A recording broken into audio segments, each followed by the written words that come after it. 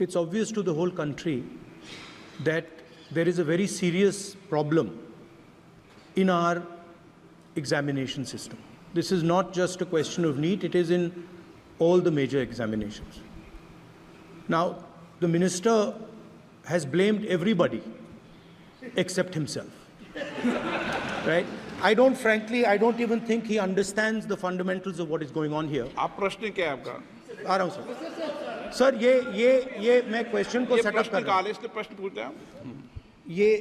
the issue is that there are millions of students in this country who are extremely concerned at what is going on and who are convinced that the Indian examination system is a fraud. That is what is at stake here. Millions of people believe that if you are rich and if you have money, you can buy the Indian examination system. And by the way, and this is the same feeling that the people in the opposition have.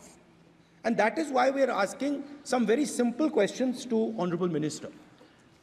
Number one, as this is a systemic issue, what exactly are you doing to fix this issue at a systemic level? Yes. अध्यक्ष महोदय, मेरे जो शिक्षा है, मेरे जो संस्कार है, मेरे जो सामाजिक जीवन है, मेरे को मेरे राज्य की, मेरे सूबे की जनता की स्वीकृति मिली है। मैं किसी की, मेरे बौद्धिक और मेरे संस्कार की सर्टिफिकेट मेरे को सारी सदन में किसी से नहीं चाहिए।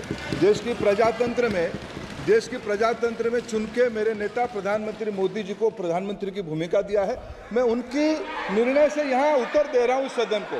बाकी ये कहना चिल्लाने से सच झूठ नहीं हो जाएगा साहब। ये जो कहा गया देश की अभी की एग्जामिनेशन सिस्टम रबिश है सर, इससे दुर्भाग्यजनक बयान देश की नेता प्रतिपक्ष का कुछ नहीं हो सकता है सर। मैं कठोर शब्द से उसको निंदा करता हूं।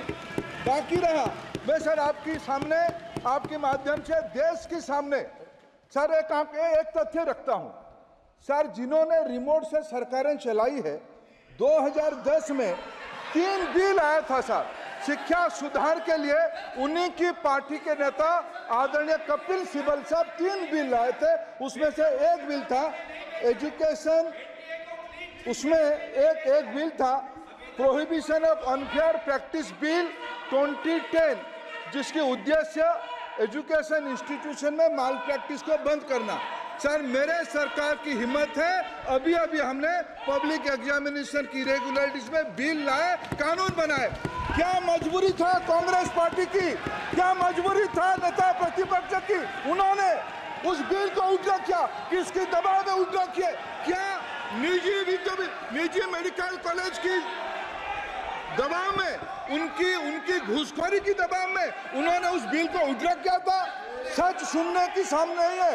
ये मैं किसी की विद्वता में प्रश्न नहीं उठाता हूं, लेकिन सच 2010 में शिक्षा सुधार की बिल उन्हीं की सरकार ने लाया था, दबाव में उन्होंने उल्टा किया। ये हमको प्रश्न पूछते हैं।